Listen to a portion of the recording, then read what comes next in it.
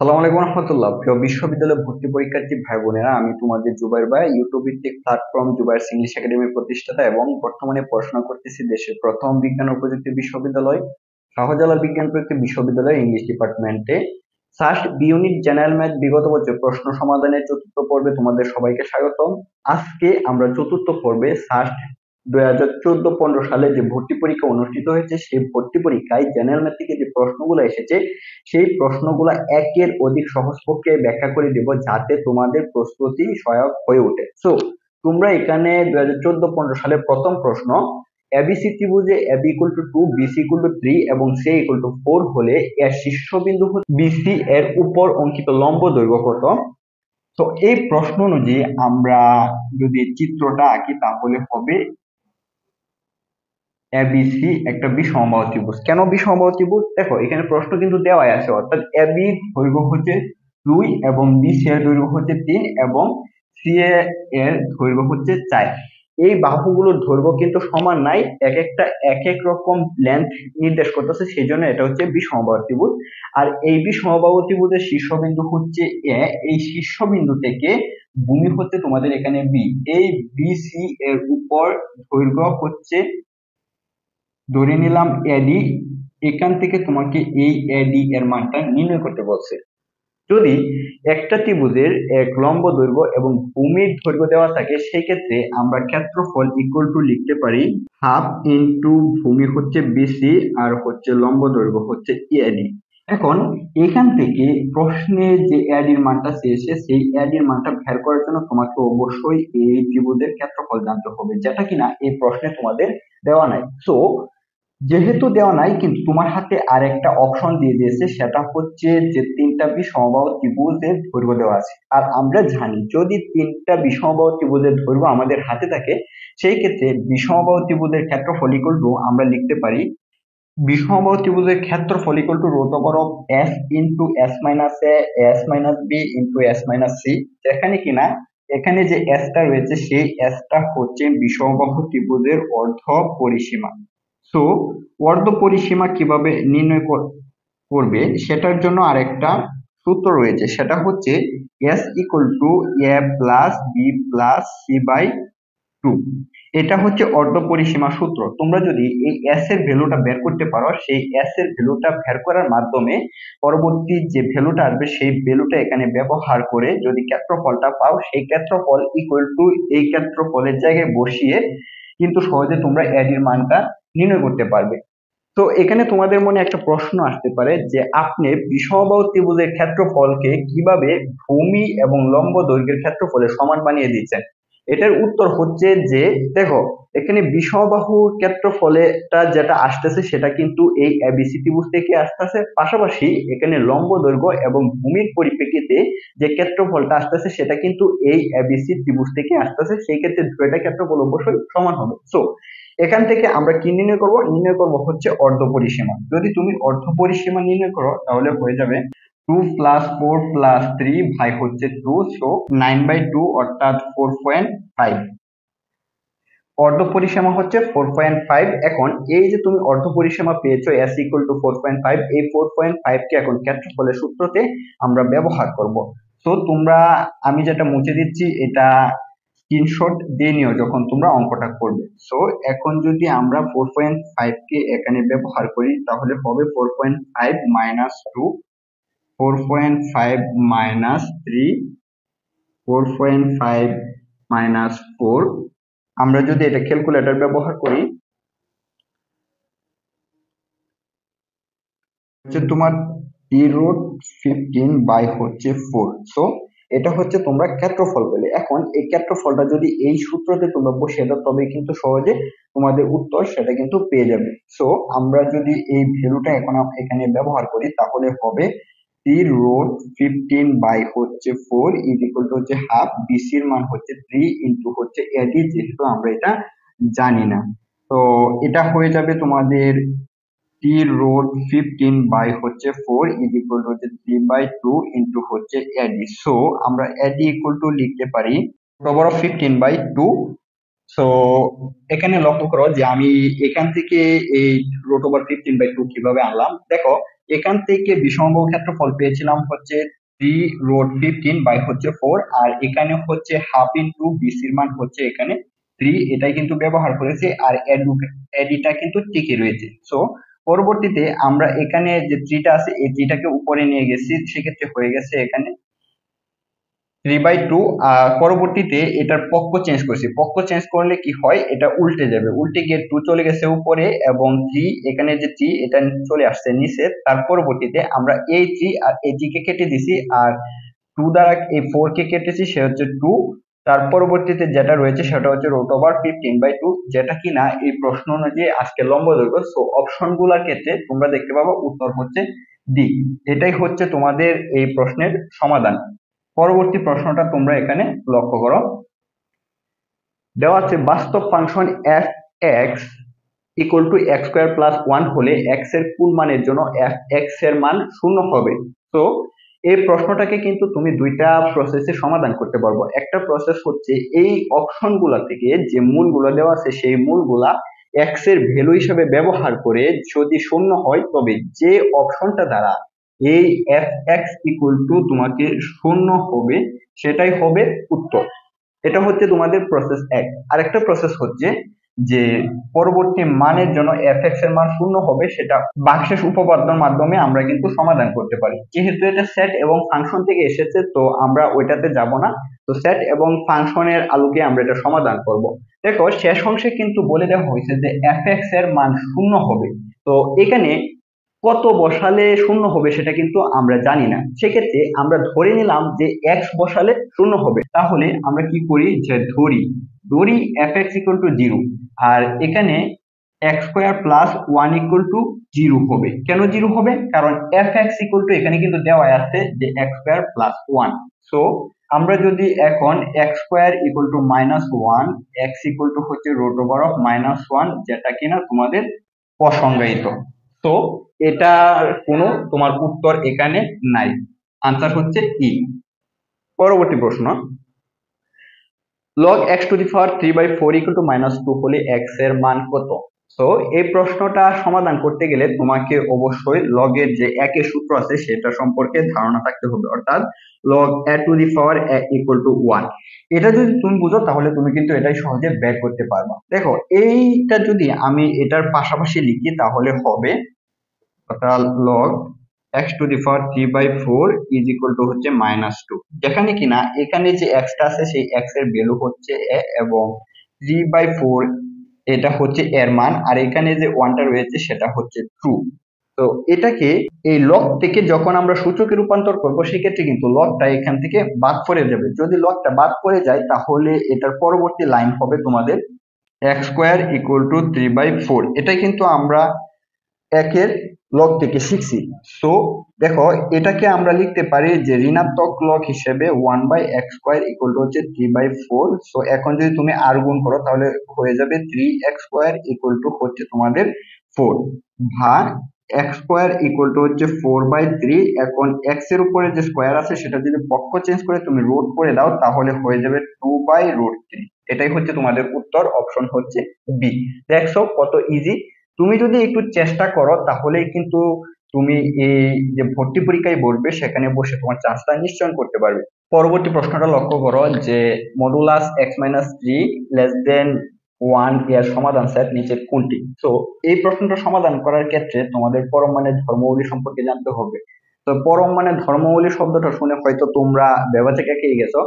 তো আমি ইংলিশে বলতেছি যে যদি কোনো অসমতায় মডুলাস থাকে তবে মডুলাসের পরবর্তীতে যে গ্রেটার দেন কিংবা less than, greater than equal less than এর পরবর্তীতে যে চিহ্নটা থাকবে সেই চিহ্নটার দুইটা মান হবে, একটা হচ্ছে ধনাত্মক আর একটা হচ্ছে ঋণাত্মক।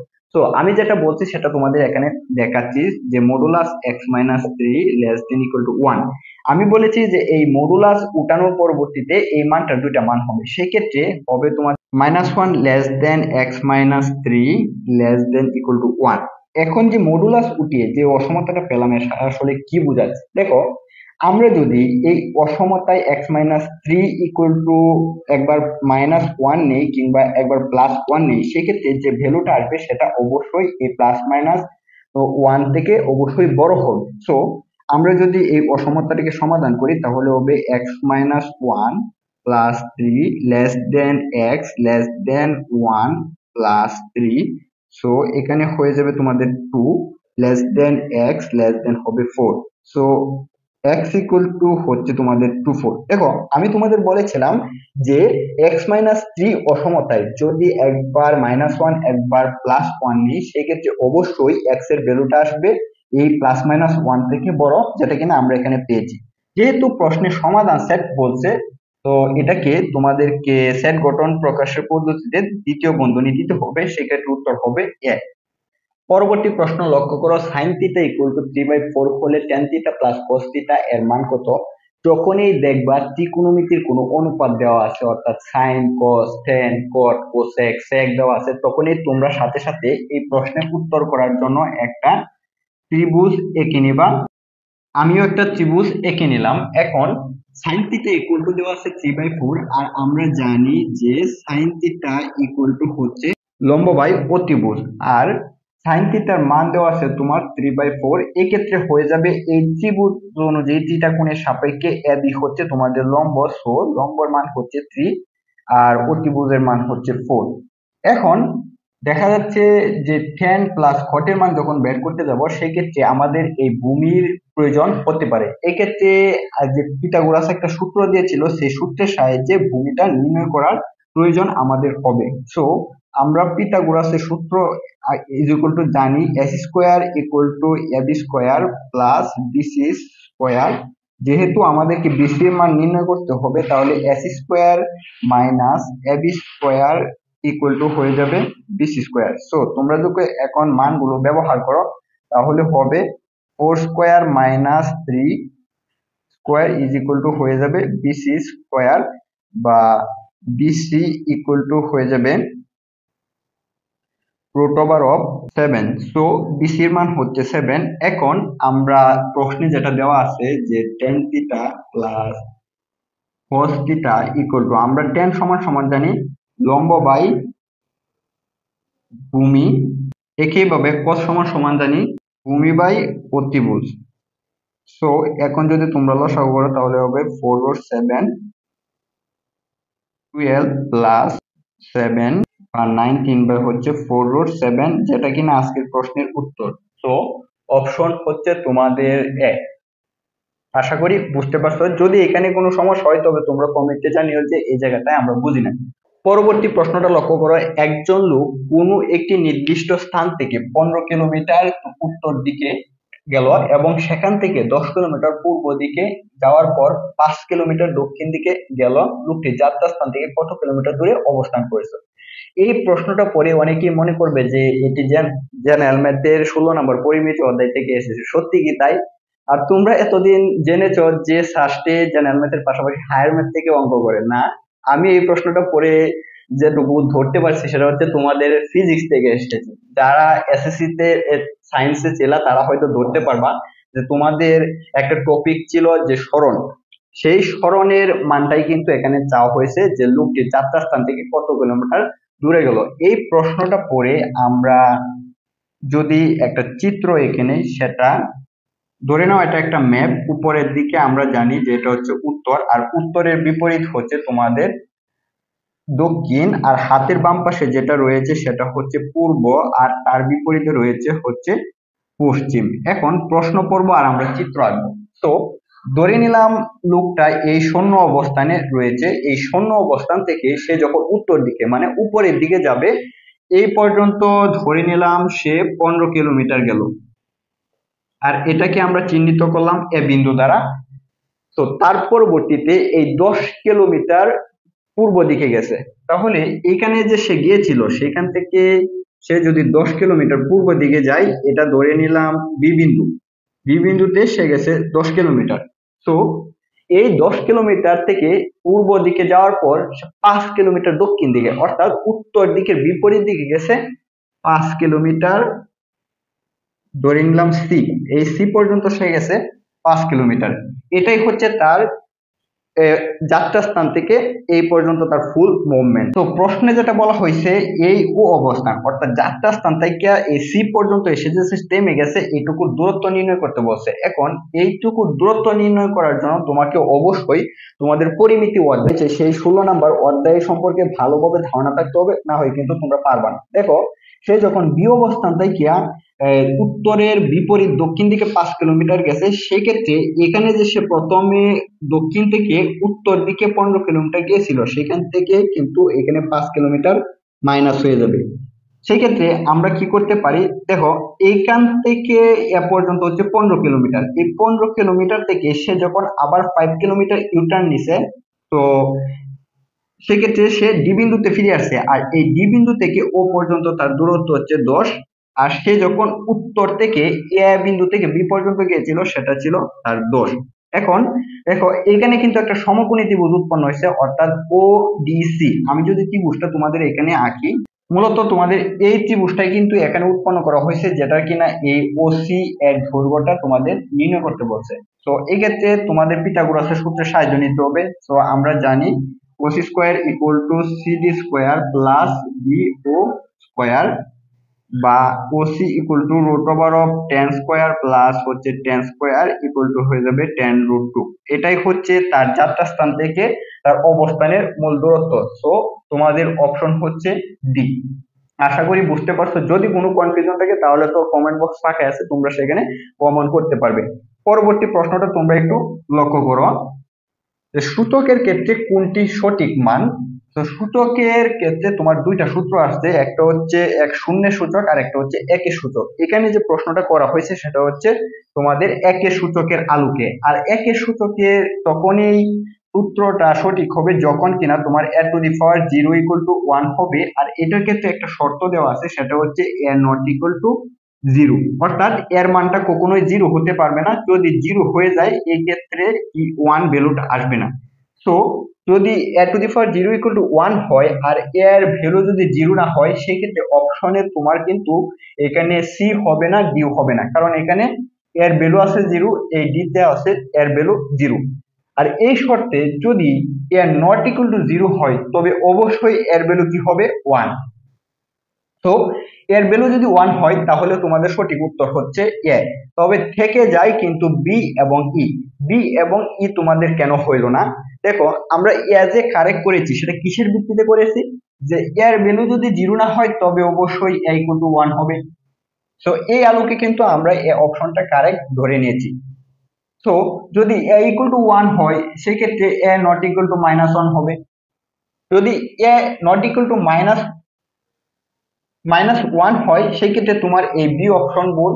আর এটাকে যদি আমরা তোমাদের যে ঋণাত্মক সূচক আছে সেটা লিখি তাহলে হয়ে যাবে তোমার 1 -1। এটাকে আমরা লিখতে পারি যে 1 ইউনিভার্স 1, আর এটা হয়ে যাবে 1/1 ইকুয়াল টু 1, কিন্তু এখানে উত্তর দেওয়া আছে -1, যার কারণে ই অপশন হয় না। আশা করি তোমরা বুঝতে পারছো। কোশ্চেন, 4 একক দৈর্ঘ্য বিশিষ্ট বর্গক্ষেত্রের পরিবৃত্তের ক্ষেত্রফল কত একক? দেখো এখানে একটা বর্গক্ষেত্রের বাহুর দৈর্ঘ্য দেওয়া আছে 4 একক। সো আমরা এখানে কিন্তু চিত্রটা এঁকে রেখেছি। তো এ বি সি ডি হচ্ছে একটা বর্গক্ষেত্র, যে প্রত্যেকটা বাহুর দৈর্ঘ্য হচ্ছে 4 একক। এখন একটা বাহুর দৈর্ঘ্য দেওয়া আছে, সেক্ষেত্রে দেখো আমরা যদি এই বর্গক্ষেত্রের বিসি যে কর্ণটা রয়েছে সেটা যদি যোগ করে দিই তবেই কিন্তু এখানে বৃত্তের ব্যাসটা পেয়ে যাব। সেক্ষেত্রে আমরা কি বলতে পারি বর্গের কর্ণ সমান সমান হচ্ছে বৃত্তের ব্যাস। তো আমরা যদি এটাই লিখি যে বর্গের কর্ণ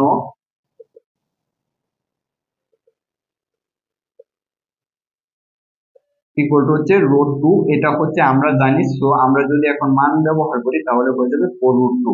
আমরা এটাও বলেছিলাম যে বর্গের কর্ণ সমান সমান হচ্ছে বৃত্তের ব্যাস, কারণ দেখো এখানে সি বিন্দুতে বৃত্তটাকে স্পর্শ করছে, পাশাপাশি এই কেন্দ্রগামী হয়ে বি বিন্দুতেও বৃত্তটাকে স্পর্শ করছে। তো এটা হচ্ছে বৃত্তের ব্যাস। তো আমরা 4√2 সমান সমান লিখতে পারি যে 2r, বা আর ইকুয়াল টু হয়ে যাবে হচ্ছে 2√2। এখান থেকে কিন্তু আমরা আর এর মান পেয়ে গেছি। এখন আমরা যে বৃত্তের ক্ষেত্রফলের সূত্র জানি পাই আর স্কয়ার, সেটার মাঝে আর এর মানটা ব্যবহার করি তবেই কিন্তু আমরা বৃত্তের ক্ষেত্রফলটা পেয়ে যাব। সো বৃত্তের ক্ষেত্রফল ইকুয়াল টু আমরা জানি